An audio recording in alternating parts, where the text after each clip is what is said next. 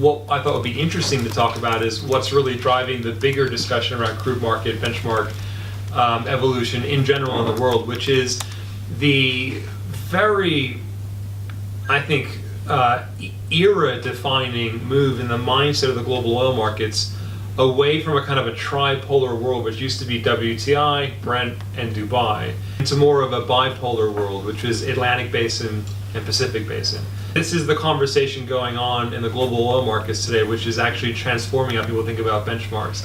And it drives a connectedness between Arab Gulf crude oil pricing, which is effectively what Dubai and Oman represent as reference prices on the one hand, and on the other hand, we are no longer in a world of Brent versus WTI. I mean, that Brent-TI spread trades all day, every day, and frankly, it's a key driver of trading today.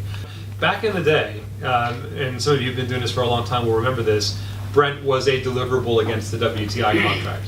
And as a matter of fact, it still is. If you look at the specification definitions of the NYMEX WTI contract, Middle East benchmark prices are really wrapped into the Pacific Basin benchmark conversation, which is really erupting all around the region. And it is that tug of war between INE and other reference prices that are out there. That's one manifestation of that. I would encourage you all to look at is Atlantic versus Pacific, West versus East, if you like, in terms of reference pricing is an important concept now, because underpinning all of that is the change that comes with IMO.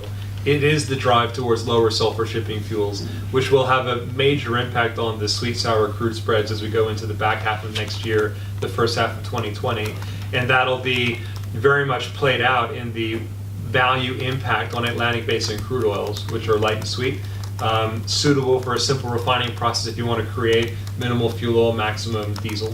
So, sort of West versus East, light sweet versus medium sour, and Atlantic versus Pacific become the narrative around how IMO affects the markets in the coming year.